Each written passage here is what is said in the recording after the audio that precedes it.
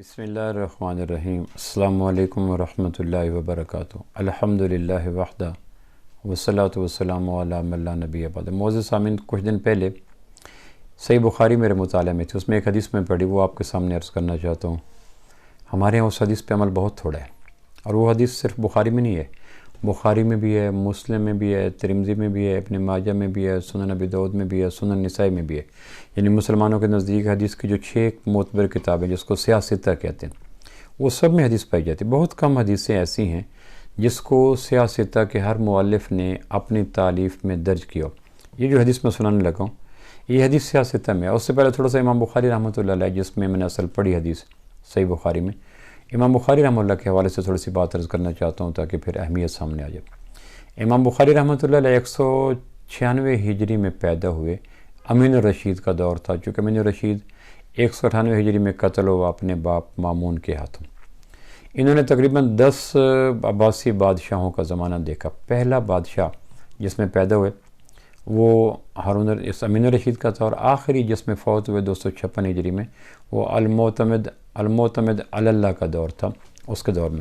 بلکہ اس بادشاہ کے دور میں سیاستہ کے 5 مؤلف فوت ہو گئے۔ امام مسلم فوت ہوئے، امام بخاری فوت ہوئے، امام ترمذی فوت ہوئے، امام ابن ماجہ فوت ہوئے، امام ابی داؤد فوت ہوئے، ابو زرع فوت ہو گیا۔ یعنی ماسوہ امام نسائی کے، امام نسائی 303 ہجری میں فوت ہوئے۔ باقی سارے سیاستہ کے مؤلفین میں سے 5 اور ابو زرع جیسا معروف محدث بھی انہی کے دور میں فوت ہوا۔ پیدا ہوئے تو ان کے والد اسماعیل تھے، دادا ابراہیم تھے، اور اللہ کی شان ان کے جد امجد مجوسی تھے۔ ان کے جو 5ویں باپ ہیں غالباً وہ مجوسی تھے۔ پھر اس کے بعد ان کا باپ اسماعیل و امام مالک رحمۃ اللہ علیہ کے شاگرد تھے۔ ان کے دادا ابراہیم تھے۔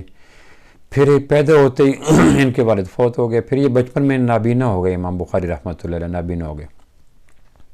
نابینا ہونے کے بعد جب ماں کو پتہ چلا، احمد ایک بھائی تھا، ان کا نام محمد بن اسماعیل، وہ احمد بن اسماعیل تھے۔ جب ماں کو پتہ چلا کہ میرا بچہ نابینا ہو گیا تو بے بس، بیوہ، غریب ماں نے پھر رات دن ایک کر دی، اللہ کے حضور نیاز، منت، دعائیں، مناجات، نفل پڑھ کے، قرآن مکمل کر کے، مستجاب لمحوں میں پاکیزہ لوگوں سے دعائیں مانگ کے، یہاں تک کہ ان کی ماں کو حضرت ابراہیم علیہ السلام کی خواب میں زیارت ہوئی، اور انہوں نے کہا اللہ نے تیرے بیٹے کو بینائی واپس عطا کر دی۔ اور جاگی تو امام بخاری رحمۃ اللہ علیہ کی بینائی آ چکی تھی۔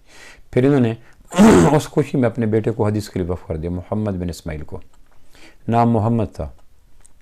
پھر امام محمد بن اسماعیل رحمۃ اللہ علیہ، جس کو میں امام بخاری کہتے ہیں، پھر حدیث کے علم کے لیے وقف ہو گئے رہ گئے۔ پھر کم و بیش مشرق میں، مغرب میں، شمال میں، جنوب میں، جہاں بھی حدیث کا پتہ چلا، محدث کا پتہ چلا، اونٹ پہ، گرمی میں، سردی میں، گھوڑے پہ، پیدل، دھوپ میں، چھاؤں میں، بھوکے پیاسے حدیث کے لیے چل پڑے۔ 6 لاکھ حدیثیں انہوں نے اکٹھی کی۔ ایک دن اپنے استاد امام اسحاق بن راہویہ کے مجلس میں پڑھ رہے تھے تو انہوں نے کہا کاش کوئی ایسا آدمی ہوتا جو صحیح حدیثوں کے ایک مجموعہ تیار کرتا۔ ان کے ذہن میں بات آ گئی۔ پھر انہوں نے خواب دیکھا کہ میں اللہ کے محبوب صلی اللہ علیہ وسلم بیٹھے اور ان کے وجود اقدس پہ مکھیاں ہیں، اور وہ پنکھا جھل کے مکھیاں اڑا رہے ہیں۔ انہوں نے کسی تعبیر پوچھی تو انہوں نے کہا تم غلط حدیثوں کو جو منسوب ہیں لوگوں نے کیے ہیں اللہ کے محبوب کی طرف، ان کو ایک طرف کر کے صحیح حدیثوں کا مجموعہ تیار کرو گے۔ پھر جس اہتمام سے دنیا تصانیف میں صحیح بخاری کو جمع کیا گیا، میرا خیال ہے اس اہتمام کا کسی انسان نے آج تک اہتمام نہیں کر سکا۔ مکہ گئے حرم مکی میں، مدینہ گئے مسجد نبوی میں، پھر حدیث بخاری لکھنا شروع کی۔ 6 لاکھ میں سے 7275 حدیثیں لکھی، اور ہر حدیث سے پہلے 2 رکعت نفل پڑھے، ہر حدیث سے پہلے استخارہ کیا، ہر حدیث سے پہلے دعا مانگی۔ میرا نہیں گمان کہ کسی مؤلف نے، مصنف نے اپنی تحریر میں لکھنے سے پہلے اس درجے کا پاکیزہ انتظام کیا ہو کہ ہر حدیث سے پہلے نفل، ہر حدیث سے پہلے استخارہ، ہر حدیث سے پہلے لمبی دعا، اور پھر اپنی حدیث میں۔ پھر خواب دیکھا کہ میں دیکھ رہا ہوں کہ اللہ کے محبوب کے قدم قدم پہ میرا پاؤں رکھ کے چل رہا ہوں، آگے اللہ کے محبوب چل رہے ہیں، جہاں ان کا پاؤں ہوتا ہے میں پاؤں رکھتا ہوں، پھر جہاں ان کا پاؤں ہوتا ہے میں پاؤں رکھتا ہوں۔ تو کسی نے کہا تم منوان اللہ کے محبوب کے پیچھے چل کے ان کی حدیثوں کو جمع کرو گے۔ تو پھر 6 لاکھ میں سے 7275 حدیثیں جمع کر دیں امام بخاری نے صحیح بخاری میں۔ نیشا پور تشریف لائے، جو ایک شہر تھا، تو وہاں پوری خلق خدا جو نیشا پور کی تھی سمٹ آئی۔ وہاں کے علماء سو نے دیکھا کہ ایک نوورد ہے اور لوگ اس کی طرف متوجہ ہیں، تو جیسے آتا ہے حدیث میں کہ علماء کا حسد مشہور ہے، اور علماء سو کا حسد اور مشہور ہوتا ہے، تو جو علماء سو تھے ان کے پیچھے پڑ گئے۔ ان دنوں مامون کا زمانہ بھی تھا، امین کا زمانہ بھی گزرا، مامون کا آیا، متسم کا آیا، واسع کا ہے۔ یہ زمانہ میں عرض کر چکا ہوں کہ کسی لیکچر میں کہ یہ زمانہ فتنہ خلق قرآن کے حوالے سے بہت بڑا فتنہ تھا، اور امت نے بڑی اذیت بھگتی، ذہنی، جسمانی، فکری، معاشی، بڑی اذیت دوچار ہوئی۔ نیشا پور کے علماء نے آپ پر الزام لگا دیا کہ امام بخاری خلق قرآن کے قائل ہیں۔ بس یہ فتنہ لگا، فتویٰ لگا تو وہاں کے مفتی نے فتویٰ دے دیا جو آدمی خلق قرآن کا قائل ہو اس کی مجلس میں بیٹھنا حرام ہے۔ تو ان کی مجلسیں اجڑ گئیں، جہاں پہ حدیث سناتے تھے لوگوں کے ٹھٹ کے ٹھٹ، ہجوم کے ہجوم، دیوانہ وار آتے تھے۔ نیشا پور کے علماء سو کی سازش سے پھر لوگ ان کے پاس آنا ختم ہو گئے۔ وہاں سے چلے پھر بخارا اپنے شہر میں آ گئے۔ بخارا کا جو گورنر تھا خالد بن احمد، اس نے کہا اپنی صحیح بخاری اور تاریخ بخاری جو امام بخاری نے لکھی یہ میرے گھر میں آ کے مجھے پڑھاؤ۔ امام بخاری نے اس کے ایلچی کو کہا نہ حدیث کے لیے تمہارے گھر آؤں گا، نہ تاریخ کے لیے، تم چاہو تو مسجد میں آ جاؤ جہاں میں لوگوں کو پڑھاتا ہوں، وہاں تم پڑھو۔ تو اس کو غصہ آیا، اس نے وہاں کے علماء کو کہا، انہوں نے ان کے خلاف فتویٰ دیا اور اس نے بخارا سے جلا وطنی کا ان کو فیصلہ دے دیا۔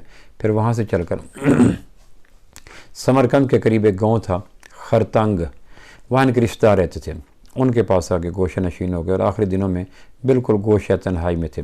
وہ امام بخاری جس نے حدیث لے کر، کتاب لے کر صحیح بخاری امت مسلمہ پہ احسان کیا، آخری دنوں میں علماء سو کے حسد کی وجہ سے ایک چھوٹے سے گاؤں خرتنگ کے اندر فوت ہوئے اور پھر وہ جنازہ اور 256 ہجری میں تدفین ہوگی۔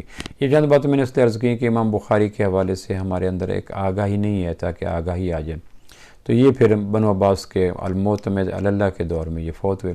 وہ جو حدیث میں عرض کرنا چاہ رہا تھا وہ یہ تھا جس کو میں نے کہا نا، امام بخاری نے، امام مسلم نے، امام ترمذی نے، امام ابن ماجہ نے، امام ابی داؤد نے اور سنن نسائی، سب نے یہ ان 6 کتابوں کو سیاہ ستہ کہتے ہیں۔ عربی میں ستہ 6 کو کہتے ہیں، سیاہ صحیح کی جمع۔ یہ مسلمانوں کے نزدیک یہ کتابیں بڑی معتبر ہیں۔ ان میں یہ ہے کہ جب مسجد میں جاؤ، مکروہ وقت نہ ہو تو بیٹھنے سے پہلے 2 رکعت نفل پڑھو۔ جب مسجد میں جاؤ، مکروہ وقت نہ ہو، یعنی ہم نماز کے لیے جاتے ہیں، بلا منہ مسجد میں نماز کے لیے جاتے ہیں، سنتوں کے اذان کے بعد جاتے ہیں، اور اگر وقت ہو، جماعت قضا ہونے کا اندیشہ نہ ہو، نماز کے کھڑا ہونے کا اندیشہ نہ ہو تو بیٹھنے سے پہلے 2 رکعت نفل پڑھو۔ یہ وہ حدیث ہے جس کو سیاہ ستہ کے تمام مؤلفین نے اپنی تالیف میں جمع کیا۔ ہمارے عجم میں ناظرین بہت کم ہے، 2 چیزیں کم ہیں ہمارے عجم کے عابدوں میں، نمازیوں میں۔ میں نے اعلیٰ میرا میں دیکھا جب مسجد میں جائیں گے نفل 2 پڑھیں گے، ہمارے ہاں کم ہوتا ہے۔ موبائل کھول لیں گے، گپ شپ کرنا شروع کر دیں گے، حال احوال تقسیم کرنا شروع کر دیں گے، لیکن بات نہیں کریں گے، نفل نہیں پڑھیں گے۔ دوسرا، علماء عرب میں دیکھا اگر 15 منٹ ہیں، 10 منٹ جا کے الماری کھولیں گے، قرآن لے کے پڑھنا شروع کر دیں گے۔ ہمارے ہاں قرآن نہیں کھولا جاتا، ہمارے ہاں 2 رکعت نفل نہیں پڑھی جاتی۔ فرض نہیں ہے، واجب نہیں ہے، سنت ہے، لیکن اتنی اہم سنت ہے کہ اس کو سیاہ ستہ کے تمام مؤلفین نے اپنی تالیف میں جگہ دی ہے کہ جب مسجد میں جاؤ اور وقت ہو تو 2 رکعت نفل پڑھ لو، اس سے فائدہ ہوگا۔ اللہ مجھے اور آپ کو عمل کی توفیق نصیب فرمائے۔ السلام علیکم ورحمۃ اللہ وبرکاتہ۔